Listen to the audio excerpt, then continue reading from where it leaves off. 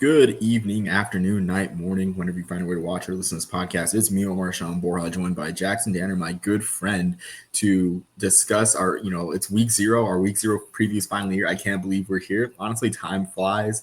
I know in the off season, like I said, in the off season or since December alone, I've lived in 3 different states. So man, it's like time has flown. And Jackson, I can't believe we're here, man. This is year 5 of us doing this. 2020. I guess it's the 6th season of us doing this. Then, man, time flies when you're having fun, Jackson. Just excited to do this again this year. Yeah, man. No, me too. It's hard to believe our sixth season that we've been doing it because it doesn't feel like that long, but it's been dude, I'm excited, man. It's gonna be fun. I'm just glad we've done a couple like hypothetical shows of like conference previews and like all the other stuff, and now we're actually like getting back to our usual format, and talking about like actual football, which is great. That and next week when we have our week one preview, we'll have actual football that has been played. So. So no, man, I'm excited. Yeah, I probably should have let in with that last time or when we did the. I guess at this point when we release this preview, our conference preview will have already been released. I probably should have let in with that, but I'm just excited. We got some football this weekend. It should be a very fun weekend. A light slate, but at this time next year, we should have an even more full slate of games with the FCS going on to make week zero their week one as a whole. And so I know the Big Sky, for instance, which means the FCS will now play 12 games regularly each year, like the FBS does. But I know some conferences like the Big Sky plans on putting conference games in week zero. Like plenty of TV networks should be getting on board with the FCS at this time next year because it's essentially live content that they can sell ad space for. Looking at the CW, CBS Sports Network, even Fox Sports One. Fox Sports One doesn't have, I don't think, any FCS deals. So it'll be interesting to see what happens next year at this time. But this year, this is kind of like the last light week zero slate. So, of course, we are the Hardware Podcast, and we wouldn't be doing what we do without talking about the Heisman race. So, I always think week zero is just a fun week to get the wheels turning in terms of the Heisman, and we'll talk a little bit about Buck Buchanan and the Walter Payton Award at the FCS level for the other week zero games. But at the Heisman or with the week zero, it's a Saturday afternoon. America is football hungry. This is there really isn't much competition for attention in terms of TV unless you A, love preseason football, or B, love the Little League World Series. So Jackson, who is a Heisman sleeper who can make a name for himself? Kind of like Gambit, make a name for himself out here, like Gambit in in Deadpool, in week zero. So if the Heisman was about the best player, then I would probably be looking at that Kansas State front seven because they're going to have a couple of the best players that are actually playing in week zero. But instead, I'm going to go with Jalen Daniels from Kansas. Now, Daniels lived up to really not much of the hype last year. 2023 was the best season that Kansas has ever had. And 2024, retaining their quarterback, they were hoping to build off of it a little bit, and it just flopped, just didn't work. But there are lots of reasons to still be optimistic about Jalen Daniels. 5 of the 12 interceptions for him came from deep and middle in the field. And he only threw to that portion of the field about 7% of the time. So if he can instead to be determined to throw deep into the boundaries, where he only had 1 interception but 609 yards on 48 attempts, then he could really turn some heads because he is a good deep ball thrower. Just for whatever reason, last year throwing to the middle of the field, only threw there 7% of the time and almost had half of his interceptions to there. So if he can throw to the boundary and do kind of the opposite of a top hat defense is what I call it, where you need to cover the entire width of the field, close to the line of scrimmage and only the middle deep.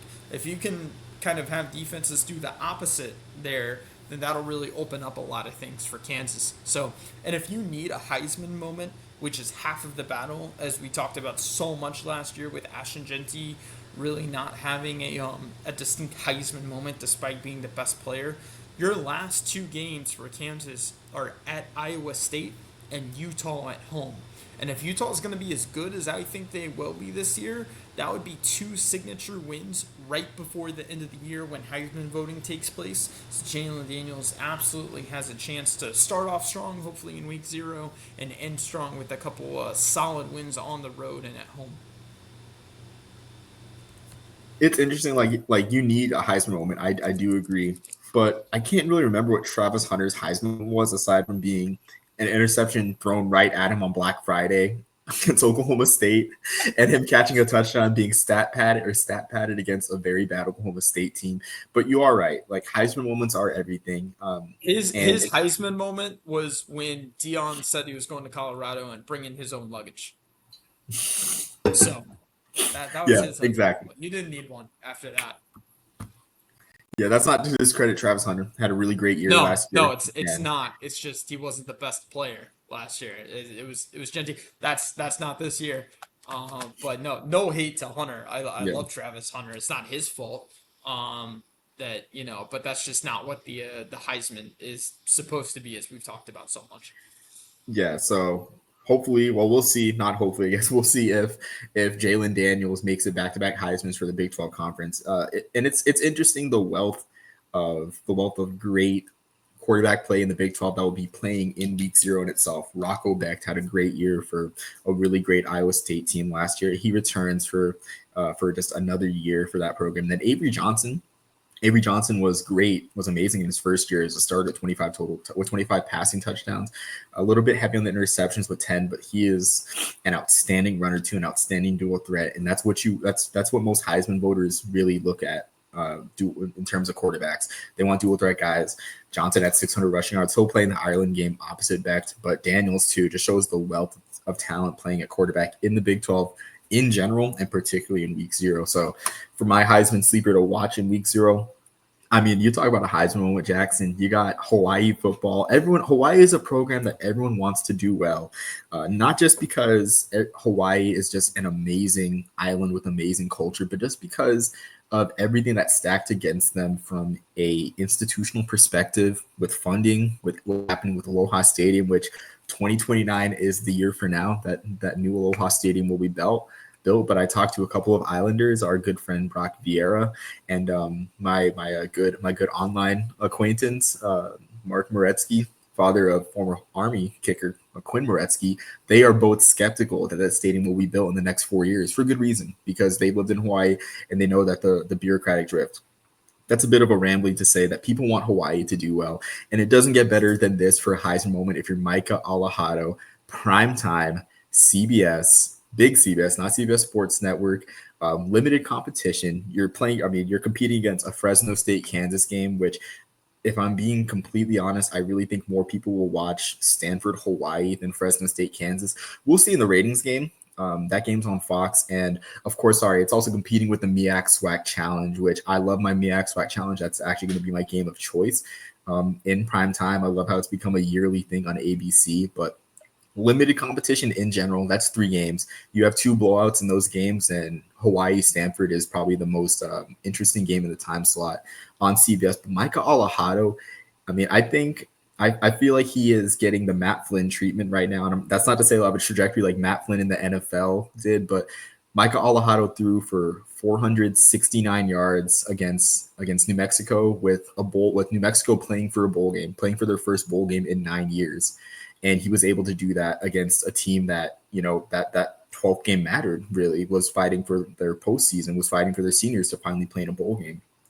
Had 469 yards, threw for 5 touchdowns, and completed 37 of 59 passing. Just a true classic gunslinging run and shoot performance.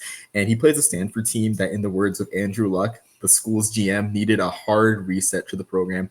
It's a program that right now is this year's kind of a throwaway year. I kind of compare it to 2016 Baylor, where you bring in the veteran interim head coach to kind of field a team and avoid controversy. Frank Reich, of course, is experienced in the NFL as a head coach.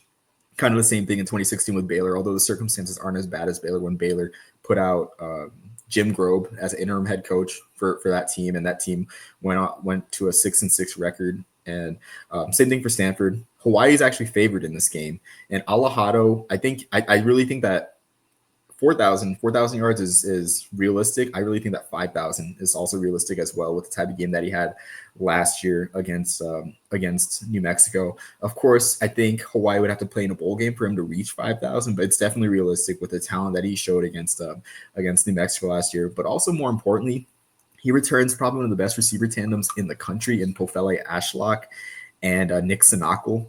Ashlock had 60 catches had 61 catches, I think for over 600 yards.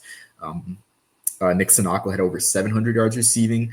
I mean, the vibes are great with Hawaii. And if Micah Alejado can have just a lights out performance on CBS, and really, honestly, I really feel like a dominant performance with, some really nice throws, really nice touchdown passes, I think people can start talking about Micah Alejado in the Heisman race just because of the sheer, I guess, gaudy stats.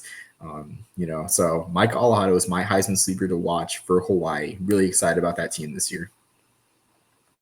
Yeah, this is probably the most optimistic Hawaii fans have felt in probably a long time, right? So no, it's gonna be great to see them. And what a better start than to play a Power Four team on week zero. That's probably some of the most exposure that Hawaii's gonna get, especially on the early side of the year when there's no national hype around them. But football is better when Hawaii is good. That's a fact. So. Yeah. So going on to, of course, the next award, we said we would talk about the Walter Payton Award, which, if you haven't been watching, it's pretty much the FCS Heisman, I would say, because the Heisman is mostly won by offensive players. They do have a Defensive Player of the Year at the FCS level, the Buck Buchanan Award, which I guess we can skip that introduction for that award later on, or that brief context. But the Walter Payton Now Award. you know. Yeah, now so kind of skipped a bit, but the Walter Payton Award goes to the best offensive player at the FCS level. It is mostly a quarterback award. A running back has only won it once, I want to say, but I don't think they have won it since 2003, I think was the year. And it was a running back from Colgate that won it in either 2002 or 2003. I want to say even 2004. We're talking a long time, over 20 years since running backs won the award. So, Jackson, who do you have out of all the FCS players playing in this week, in week zero? Who do you have as a Walter Payton Award, as a guy that can separate himself in the Walter Payton Award race? So I actually have a wide receiver, which much more recently a wide receiver has won the award than a running back in Cooper Cup. And what was it, like 2010, 2012, something like that? The Cooper Cup Yeah. won the award. So I have Jalen Walthall, a wide receiver from Incarnate Word. He is one of 7 wide receivers to be named to the watch list. He ended the year in 2024 with just short of 1,300 yards and 14 touchdowns. But what's really exciting about him is just the physical specimen that he is. Allegedly a 40-inch vertical, a 10-foot broad jump. He hit 22 miles per hour on GPS. He's on Bruce Feldman's freaks list. Just watching him play a little bit, just his awareness is what pops off combined with his athleticism. Now, in week zero, Incarnate Word plays at Nichols. Last year, Jalen had a 71-yard touchdown when they played Nichols. So it's going to be, and that was while being double teamed. So it's basically a guarantee that there's going to be something that he does that's going to be really fun to watch in this game. But Jalen Walthall, a guy who's getting some national hype with the Bruce Feldman's freaks list, and hopefully can continue his success that he had last year in a north of 1,000-yard season by a pretty good bit. Yes, absolutely. And UIW is pretty close to becoming a name brand in the FCS. That's a newer program. Yeah. I think they started playing either 2009 to 2010. But at the start of this millennium, they didn't have a football team. And when you think of UIW, Cam Ward comes to mind. Of course, transferring on. Last year they had Zach Calzada, who has since transferred, but Calzada, the Texas A&M transfer, or transferring in from Texas A&M, had almost 4,000 yards, 3,791 yards, and 35 touchdowns. This year, another transfer. I don't know what type of NIL UIW is offering for these guys, but Richard Torres comes in from Nebraska, and I expect nothing but great numbers for him throwing to Jalen Walthall. So, I mean, that's just to wrap it up shortly. Jalen Walthall will benefit from great quarterback play again this year, and this is a huge game for UIW because people I think are aware of UIW because of Cam Ward, but I don't think many people have seen them play actually. And I know they played one of the greatest playoff games of all time back in 2022 against Sacramento State. I think that was people's kind of first introduction to the program. But man, just talk about just a really, a really, I guess, young and up and coming program. If they can ever break the or get over the Missouri Valley Football Conference hump, like most of the FCS has to deal with. So for me, with it being a quarterback position, I went with a quarterback that not many people are talking about. So the guy that you're going to talk about later on also plays. There's a guy you're going to talk about later on that also plays in week 0 that will probably draw more attention than this quarterback. But I got DJ Smith of Mercer. Smith showed flashes last year in Mercer's first year running a new offensive scheme under Anthony Soto. And Anthony Soto ran a really balanced scheme at Lenoir Rhyne. I've never known how to pronounce that school. But Lenoir Rhyne, really balanced, probably more balanced than Mercer's attack. Mercer, of course, with Drew Cronick, their head coach, going to Navy to become the offensive coordinator and install the millennial wing T. There is I guess different passing looks. It wasn't the most pass happy offense, and this Mercer offense isn't the most pass happy, but it's a more spread out offense for sure. Smith had 9 touchdowns last year and 4 rushing touchdowns, kind of taking his lumps. Transferred from Jones College, from Jones College, the junior college, which I think they also produced Stetson Bennett, if I'm not mistaken. Did he go to Jones? I'm honestly not sure. I don't know if he did. I know he went to a community college for a year before going back to Georgia. Yeah, he did go to Jones College. So I think with Mercer too, Mercer looks like the front runner out of the Southern Conference. I know they have a lot of pieces on defense, including Andrew Zock, who is an early Buck Buchanan Award favorite, which I think you're talking. Oh, you're not talking about Andrew Zock. Let me see. Yeah, you're not talking about Andrew Zock, but yeah. So this is a game. The FCS kickoff is a yearly event, right?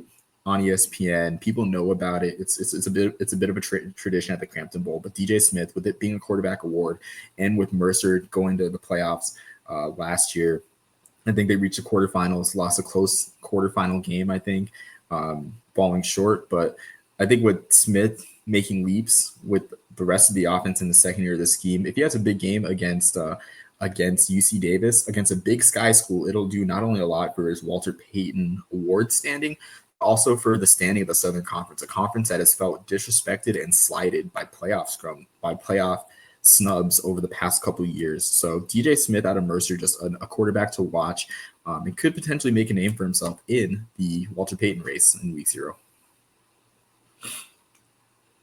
Moving on to our Buck Buchanan Award, not watch list, but I guess prospect that's playing in week 0, which, in case you missed it from 5 minutes ago, is the best defensive player in the FCS. I'm going to go with Rasheed Lovelace, a nose tackle from Nichols.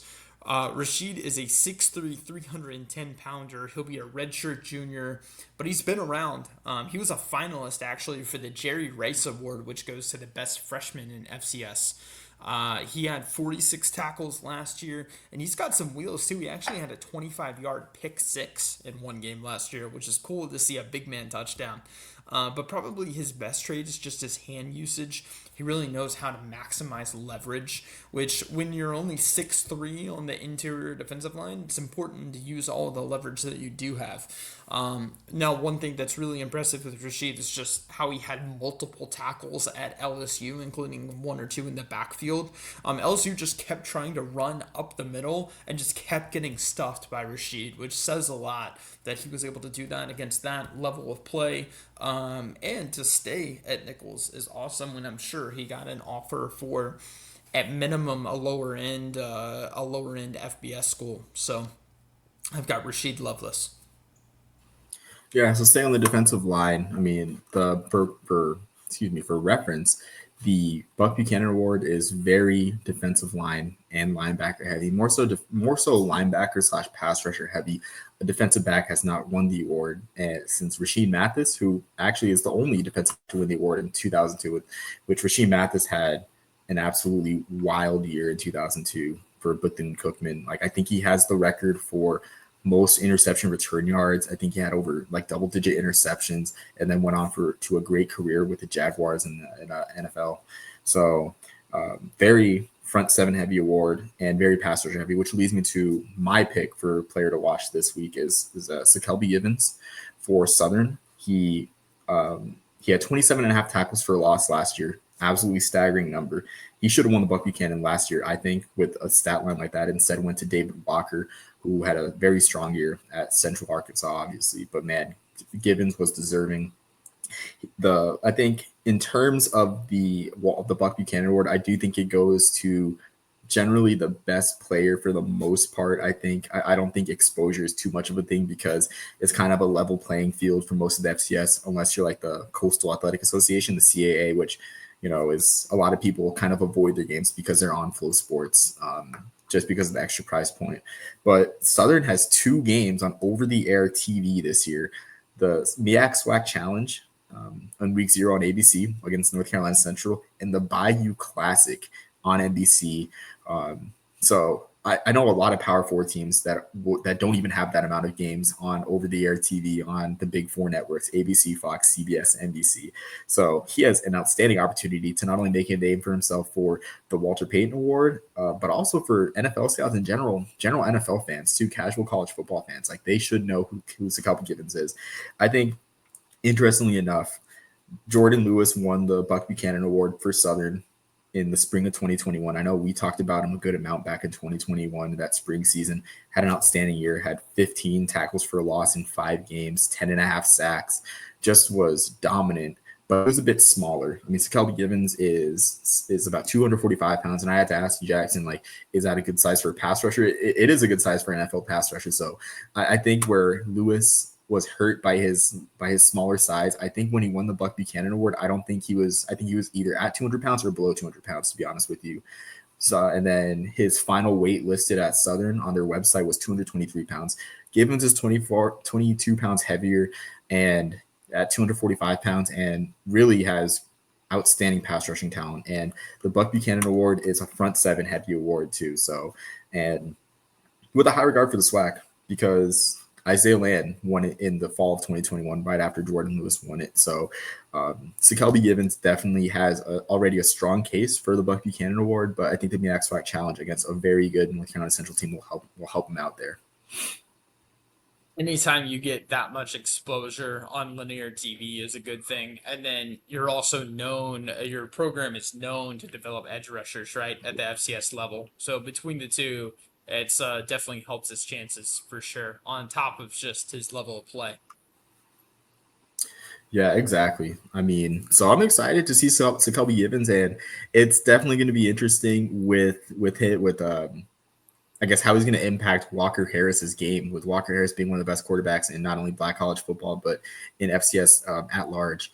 So should be interesting, which I think is a good segue talking about the MEAC SWAC Challenge. Someone should talk about our games to watch. So Jackson, where's your first game to watch in week 0? So my first game to watch, I'm gonna go with Sam Houston at Western Kentucky. I briefly talked about Sam Houston on our conference championship previews, but for Sam Houston, this is Phil Longo's debut as a head coach. He was the offensive coordinator there for 3 years, starting in 2014. Usually, I have some hesitations about a team that's going to be installing or debuting an air raid offense. But in this case, Sam Houston both retained their quarterback and their top 2 receivers on a year where they went 10-3 last year. So it's very feasible that it can work. They also added a transfer wide receiver from Arizona State and Caleb Black. Like so many teams, the defense is really going to have to rely on a lot of transfers. They have guys from Texas Southern, Akron, Wisconsin, Troy, Campbell, Tarleton State that are all projected to be starters on this defense. So it just depends on how ready they can be week 1. Western Kentucky, they say if it ain't broke, don't fix it. That's exactly what Western Kentucky is doing. They took an offensive coordinator and quarterback duo a few years ago that included Bailey Zappi, and he rewrote the NCAA record book. And they're doing the same thing this year with the offensive coordinator Rick Bowie and quarterback Maverick McIver, both from Abilene Christian. Maverick last year had 3,800 passing yards and 30 touchdowns once Rick Bowie got on campus. He is also the highest rated college quarterback according to PFF coming into this season. So nothing but good things from a metric standpoint for Maverick McIver. On defense, they're doing the old like promote co-coordinators from within when the defensive coordinator leaves. I don't know if I like that necessarily. But they also lost their top 12 tacklers from last year. Top 12.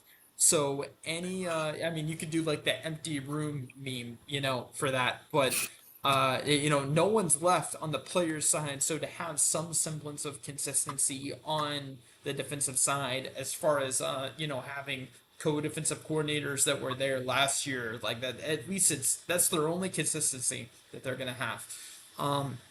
The linebacker Harper Holloman is really the name to watch, it sounds like, according to off-season reports. But for Sam Houston, you might say, oh man, like, sucks for them. They're playing a conference game, like, not at home to start the year. That's a rough way to start. They're not going to be playing a game at home all year. All their home games are going to be played over an hour away at a soccer stadium while their home stadium is getting renovated. So they're not going to play at home at all. So it's not really a big deal to be on the road for a conference game week one.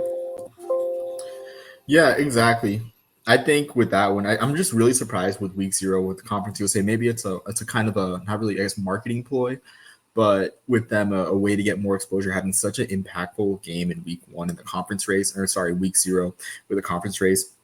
Like you said, if it ain't broke, don't fix it. Western Kentucky is going to find their guys at the quarterback position and run that air raid nice. May not be to Bailey Zappi levels, but like Maverick McIver had an amazing year last year at Abilene Christian, and of course he's with Western Kentucky now too. I'm just more interested, like we talked briefly on our conference championship or conference preview earlier this week.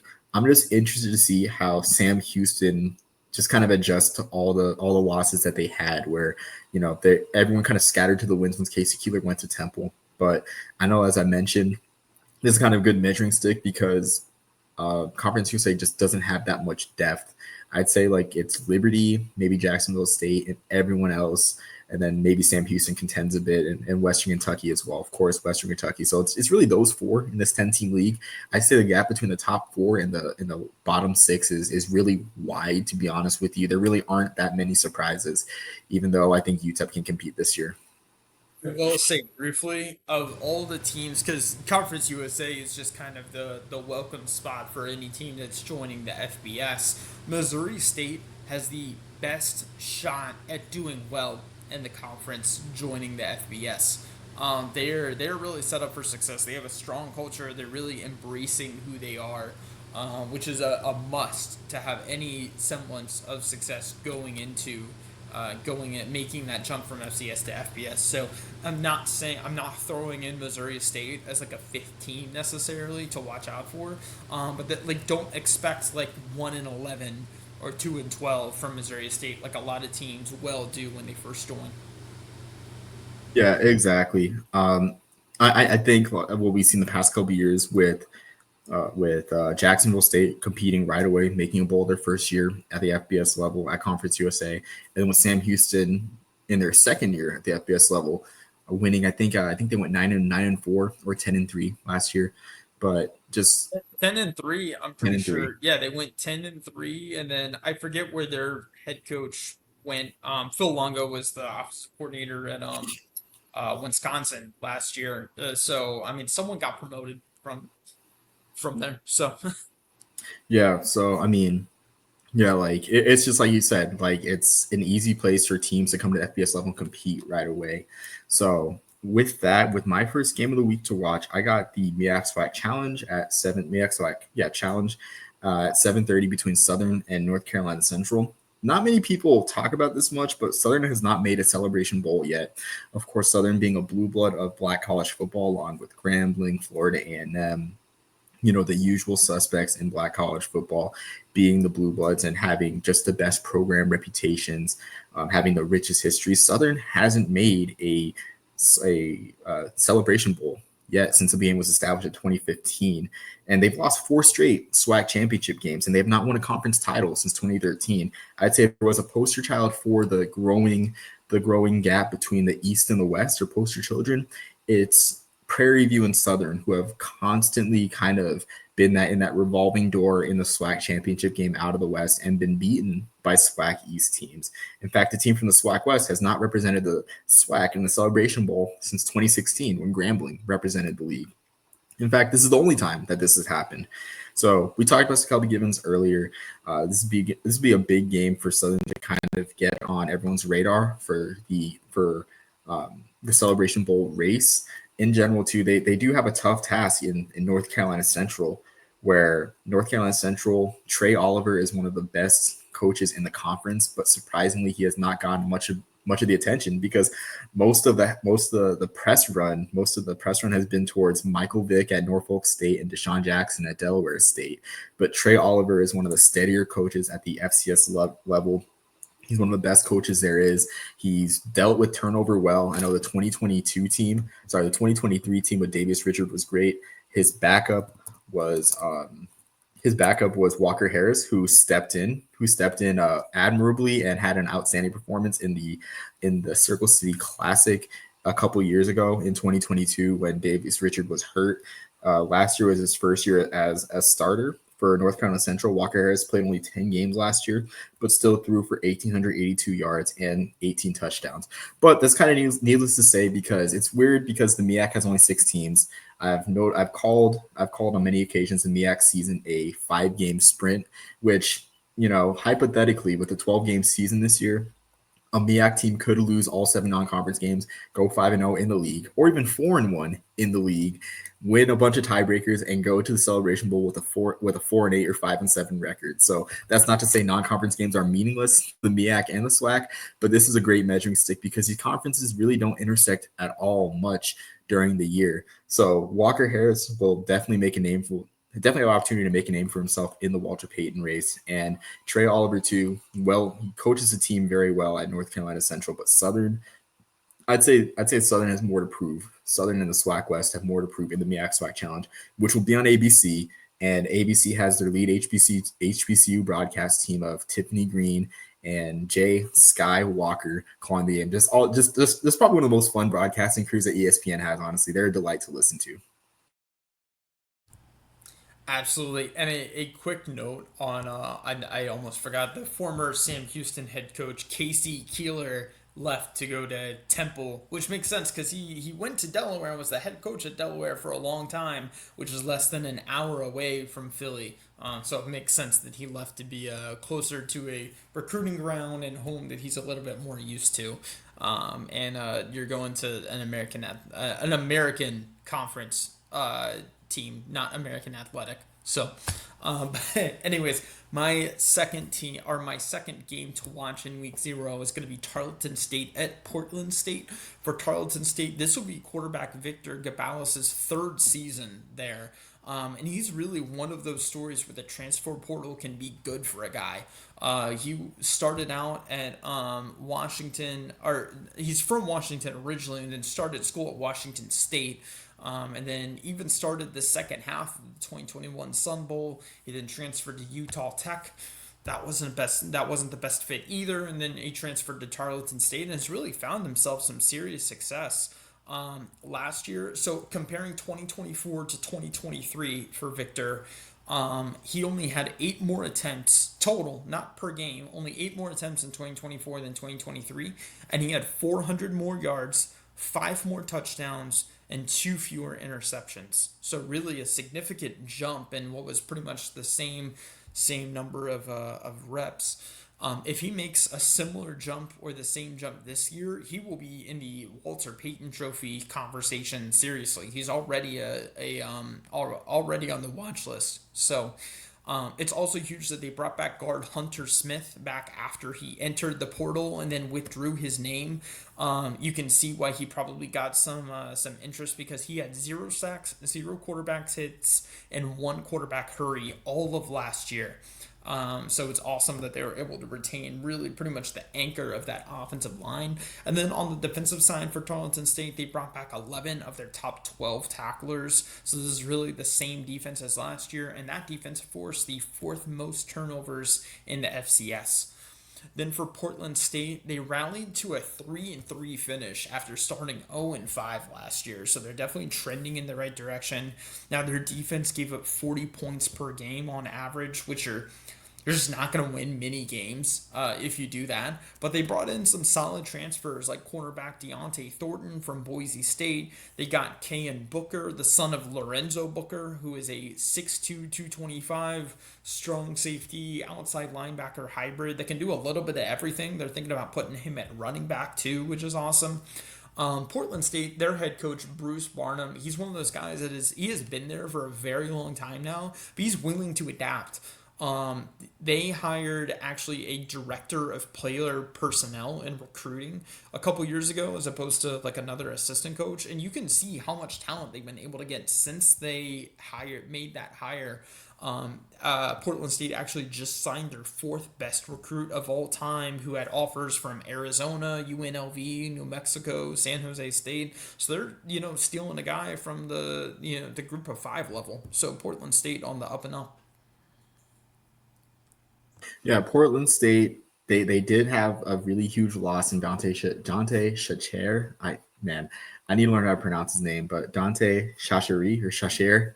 It's a tough or last name to pronounce. But I'm really fascinated by their quarterback battle right now because man, it's the quarterback room is very tough to pronounce because I hope I don't butcher this one right now. But John Kiowe Sagapolotelli, John Kiowe Sagapolotelli, Hawaii transfer, trained in the run and shoot.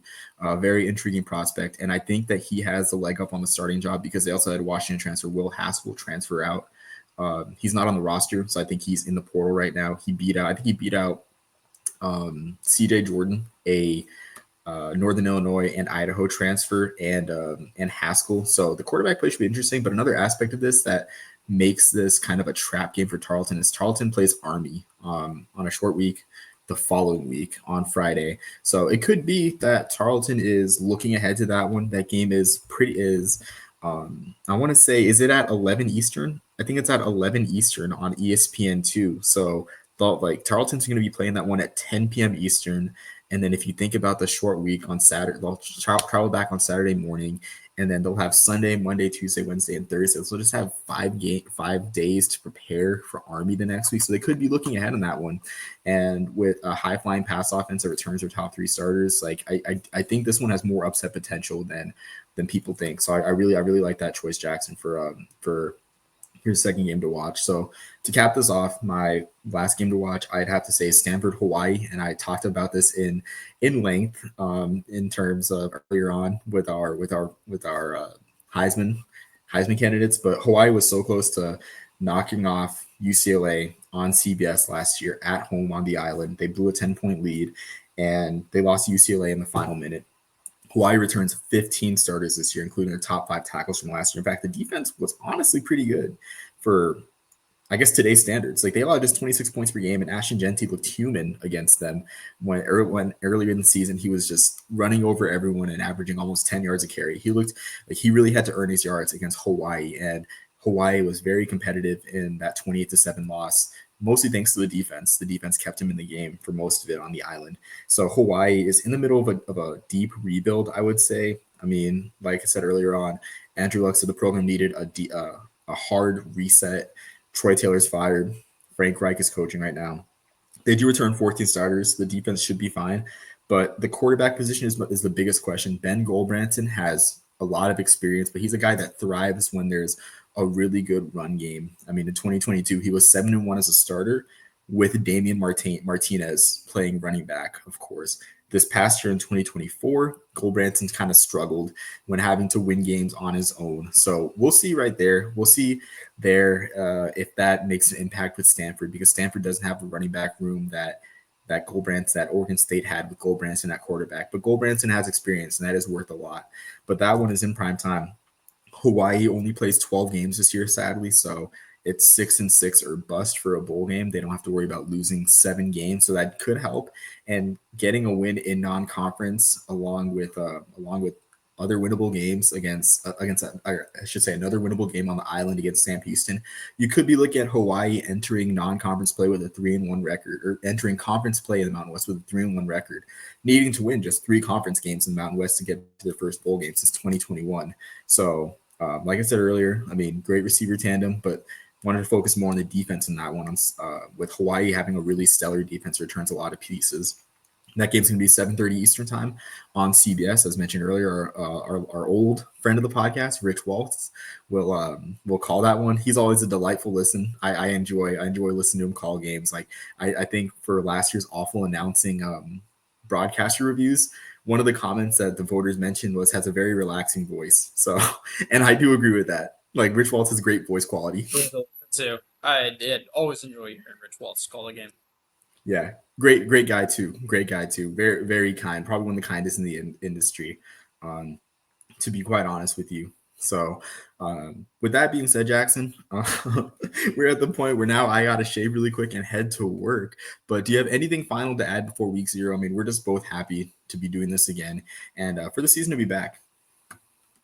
Absolutely thrilled for the season to be back. It's nice. I mean, week 0, I'll take anything I can get, but it's nice that we've got some quality football to watch too on both levels of D1. So Yeah, exactly. So definitely a lot of good games. And I feel like there's more in this week in this week 0 than other years, but this is kind of like the last 100%. light week 0 year. So yeah, definitely excited. I mean, let us know in the comments what games you'll be watching. Let us know if we had any hot takes that you think that you think are off the mark. But let us know below. But thank you everyone for watching and listening. And peace, love, and soul on the Burger Popper. And Lord bless you and keep you, make his face shine upon you, and be gracious to you. Till next time, everyone. Bye. nice. I'll let you go because